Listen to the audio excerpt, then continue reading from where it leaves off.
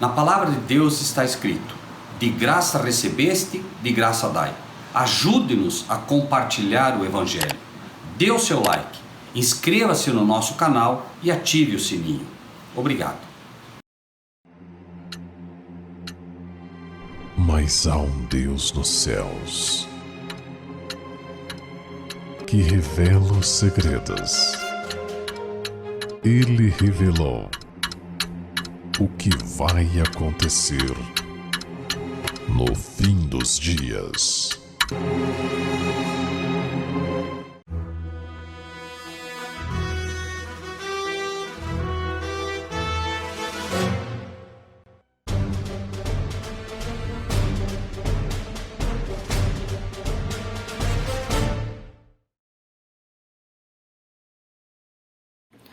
Pérolas escondidas. Saulo, o perseguidor da igreja. Hebreu de hebreus.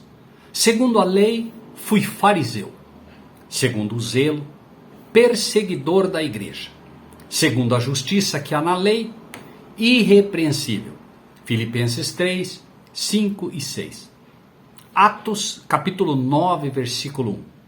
E Saulo, respirando ainda ameaças e mortes contra os discípulos do Senhor, dirigiu-se ao sumo sacerdote, respirando ainda ameaças de morte. Paulo não apenas buscava a morte dos discípulos de Cristo, mas respirava, ou seja, era isto o que o alimentava em seu zelo satânico contra o povo de Deus.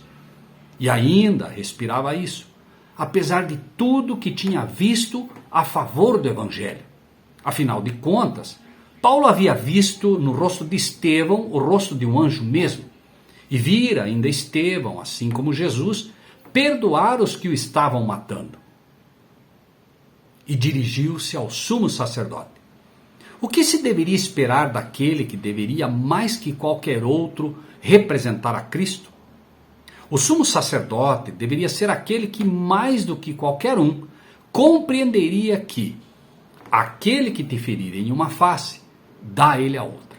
Mas, infelizmente, veja o que aconteceu por Paulo ter ido buscar a ajuda dos sacerdotes, dos principais, dos líderes da igreja da época. Saulo tinha tomado parte de destaque no julgamento e condenação de Estevão. E a impressionante evidência da presença de Deus com o mártir o deixara em dúvida quanto à justiça da causa que ele havia assumido contra os seguidores de Jesus. Sua mente estava agora profundamente agitada. Em sua perplexidade, consultou aqueles em cuja sabedoria e juízo ele tinha plena confiança. Afinal, eram seus líderes. Os argumentos dos sacerdotes e príncipes convenceram a ele, afinal, de que Estevão era um blasfemo, que o Cristo que o discípulo martirizado pregava era um impostor, e que tinham forçosamente de ter razão esses que, afinal, ministravam no santo serviço. Não foi sem um rigoroso exame que Saulo chegou a essa conclusão. Mas, afinal, sua educação, seus preconceitos, seu respeito para com os mestres antigos, seu orgulho e sua popularidade deram a ele força para se rebelar contra a voz da sua consciência e a graça de Deus. E resolvido então plenamente a dar razão aos sacerdotes e escribas, os pastores da época, Saulo fez acérrima oposição às doutrinas ensinadas pelos discípulos de Jesus. Preste muita atenção nisso. Sua educação. Paulo fez teologia. Daí vinha sua educação, que lhe ensinou as doutrinas errôneas, que lhe incapacitava de reconhecer as doutrinas verdadeiras de Cristo.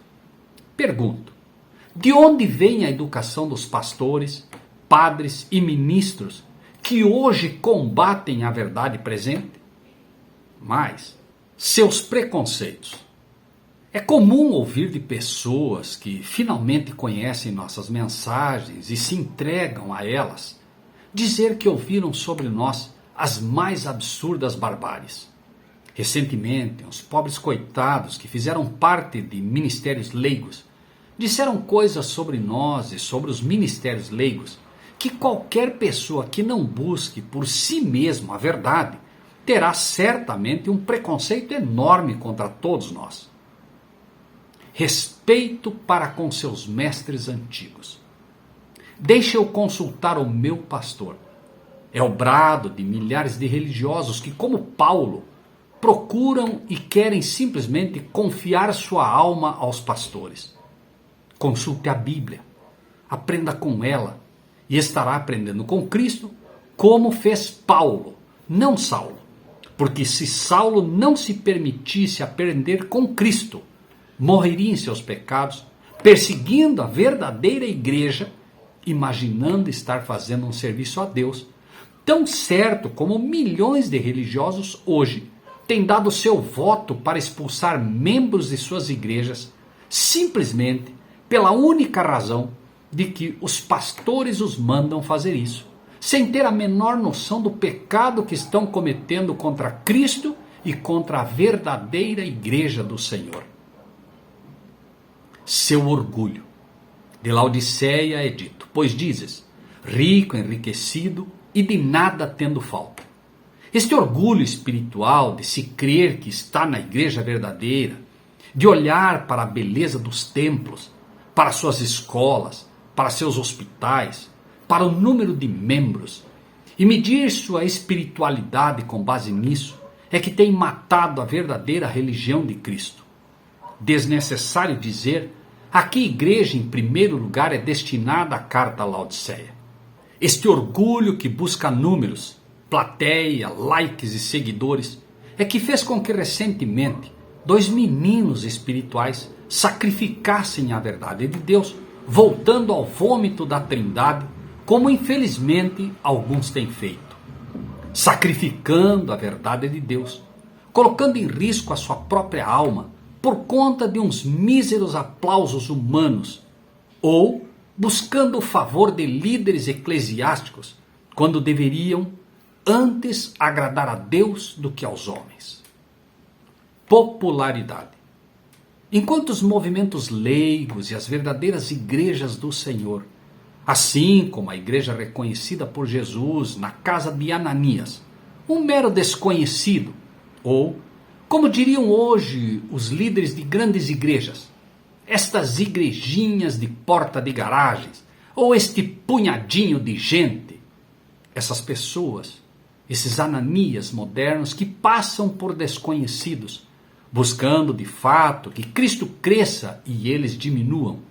Esses modernos Saulos querem a glória para si mesmos, falam de si mesmos, pregam a Cristo, mas sua alegria está em ser reconhecidos como mestres em Israel, alimentando assim o seu ego, e cegos como Saulo não conseguem reconhecer nos desconhecidos movimentos leigos os verdadeiros e modernos Ananias, a quem Cristo enviou Saulo, para que deste ilustre desconhecido aprendesse a verdade presente. Atos 9, versículo 2. E pediu-lhe cartas para Damasco, para as sinagogas, a fim de que se encontrasse alguns desta seita, quer homens, quer mulheres, os conduzisse presos a Jerusalém. É curioso que igrejas hoje lutam para se livrar do nome de seita, como se esse nome fosse uma espécie de lepra para elas.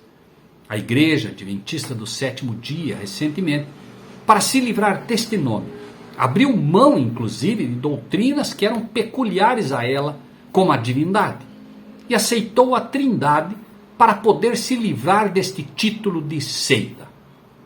Mas desta seita, conforme o religioso Saulo, quem ele encontrasse iria levar preso a Jerusalém. Nada novo debaixo do sol.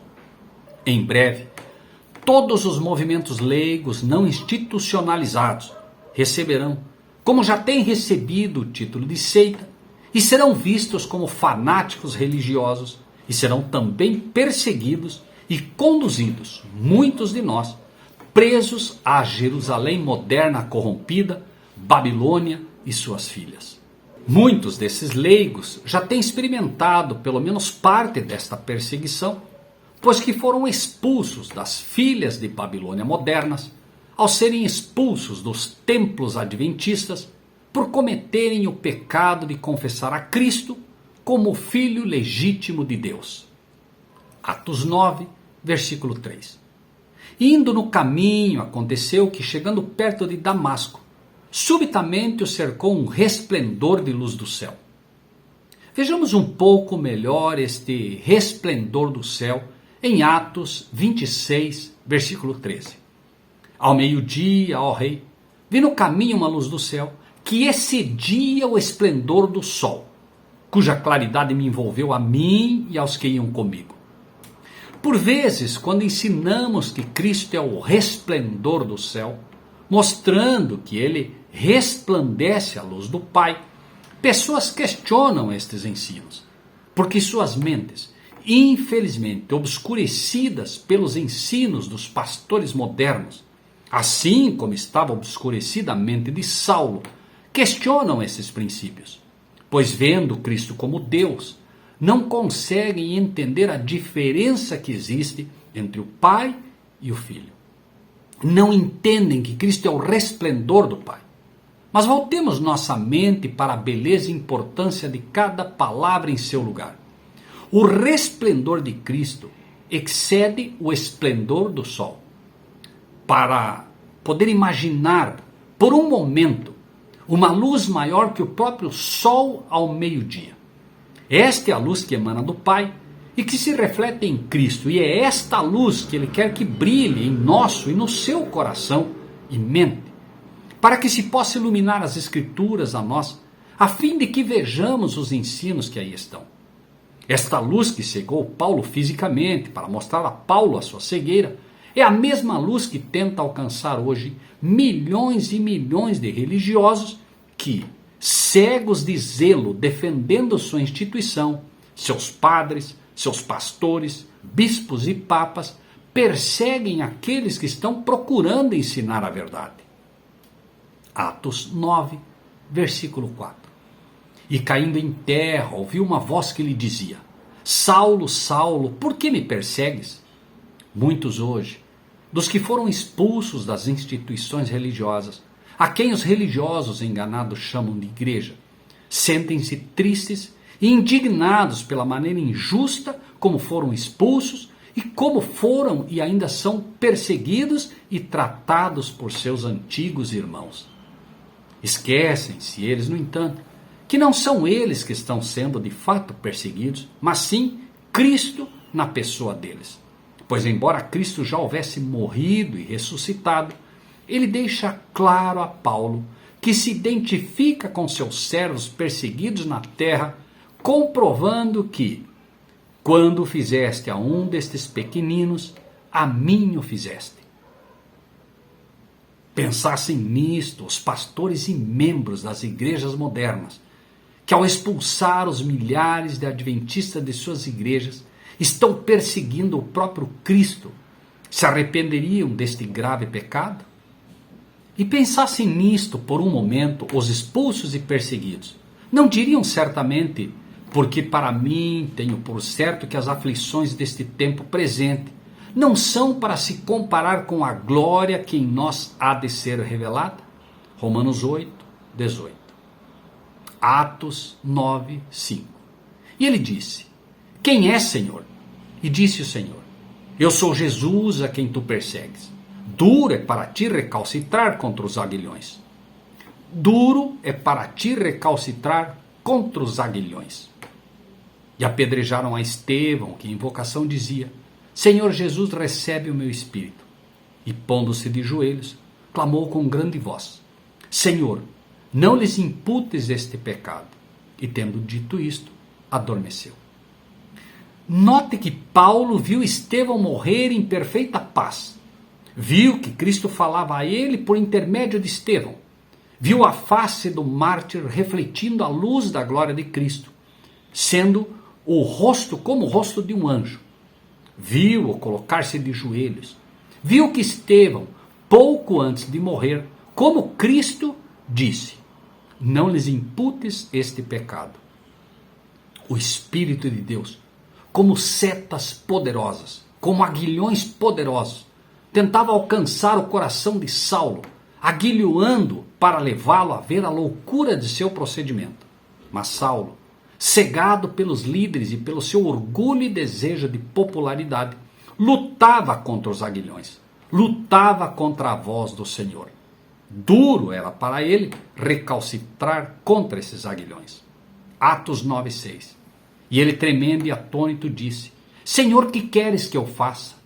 E disse-lhe o Senhor: levanta-te, entra na cidade, e lá te será dito o que te convém fazer. Saulo agora estava tremendo de medo e atônito, pois havia ficado cego pelo resplendor da glória de Deus. Ouvi recentemente um jovem Saulo de um ministério ligado à Igreja Adventista, fazendo um elogio ao, segundo ele, convertido ao cristianismo Agostinho, e citando uma frase dele como exemplo para a igreja. Este Agostinho, um dos piores inimigos da Igreja de Deus, se não o pior, para defender a perseguição aos cristãos, disse, quando indagado se Cristo alguma vez usou a força ou a compulsão. Quando Agostinho, o primeiro teólogo, entre aspas, cristão, a desenvolver uma defesa sistemática da perseguição, foi desafiado por críticos a nomear um único incidente onde Jesus tivesse usado a coerção em vez da persuasão. Este tirou um as de sua manga. Esta foi a famosa história de Atos que estamos aqui lendo, da viagem de Paulo no caminho até Damasco. Enquanto ia a caminho para perseguir cristãos, Paulo, então conhecido como Saulo, caiu em terra quando ouviu a voz de Jesus e foi cegado por uma luz brilhante. Esta conversão de Paulo, segundo Agostinho, claramente implicou a compulsão, pois Cristo, segundo ele, usou o seu poder para derrubar Paulo e também o atingiu com cegueira física, uma deficiência que durou 3 dias. Assim, chegou Paulo ao Evangelho sob a compulsão de uma punição física. E assim foi refutado o argumento toleracionista de que Cristo nunca usou a força física. Pelo menos nas mentes de Agostinho e muitos cristãos posteriores que repetiram o seu argumento. Este é Agostinho, o, entre aspas, convertido. A esta cegueira chegam os que se dizem pastores do rebanho de Deus.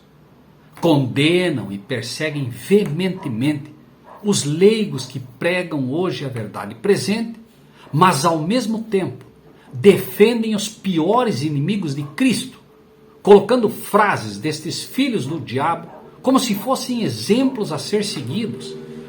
Nem por força, nem por violência, mas pelo meu espírito, diz o Senhor. A cegueira física que acometeu Saulo não era senão uma tênue representação da cegueira espiritual e trevas que dominava a sua mente. Ademais, o problema não estava na luz de Deus, assim como o problema não está na luz e calor do sol que nos são dados para aquecer do frio, impedindo que morramos todos congelados, e tampouco o problema está na luz que ilumina o nosso planeta para que não fiquemos em constante escuridão. Este é o sol. Se o sol aquece demais e nos queima, onde está o problema?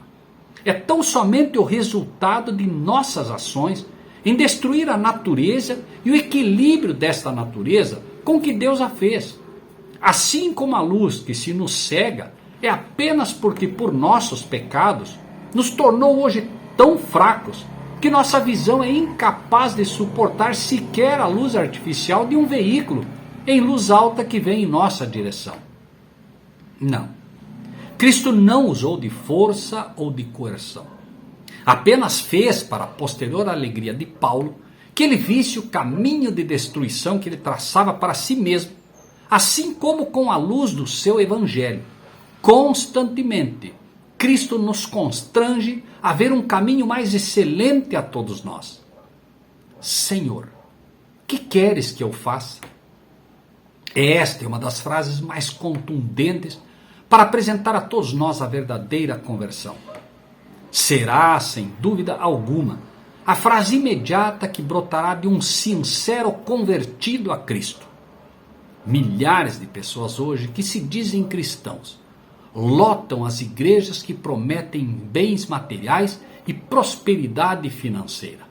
Suas palavras não são: o que queres que eu faça, mas que podes fazer por mim? Essas palavras, se não emitidas pela boca, mas presas ao coração, mostram apenas a realidade de corações não convertidos, que ainda não aprenderam a buscar antes o reino dos céus. Diz a palavra de Deus que onde estiver o teu tesouro, aí estará o teu coração. Seu coração está no dinheiro, nos bens materiais. Não buscam a palavra verdadeira que admoesta, que converte, que salva, que repreende e que o livra da cegueira. Uma pequena passada pelas raras igrejas que pregam de fato a verdade mostram esta triste realidade.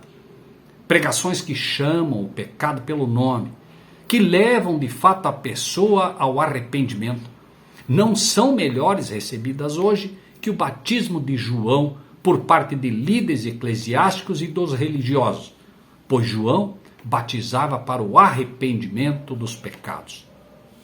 Enquanto se pode contar nos dedos aqueles que frequentam e valorizam a pura palavra, são incontáveis os inconversos que buscam as igrejas que lhes prometem sucesso financeiro.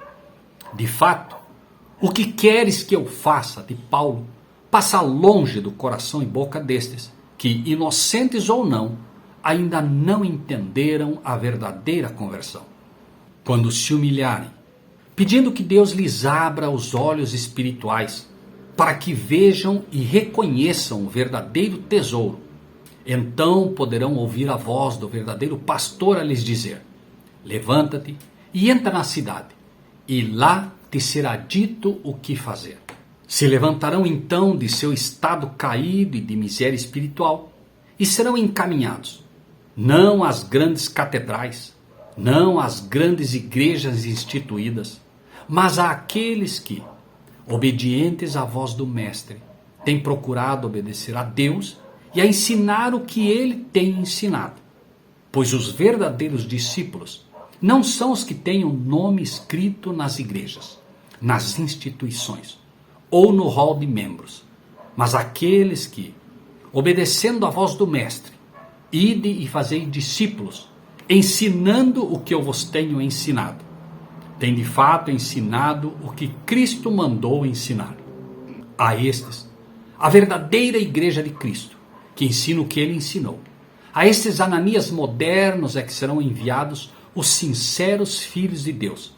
Estejam estes em porta de garagens, em simples casebres ou mesmo em praças a céu aberto, pois aquele que poderia ter nascido em um castelo, como o príncipe celestial que era, nasceu em uma humilde manjedoura. Pense nisso e que Deus seja contigo. Se você gostou desse tema e quiser aprender mais sobre o Evangelho e sobre a verdade para os nossos dias, lembre-se, de graça recebeste, de graça dai. Então, inscreva-se no nosso canal, comente, compartilhe este material e ajude a fazer com que o Evangelho chegue a cada vez mais pessoas. Deus seja contigo.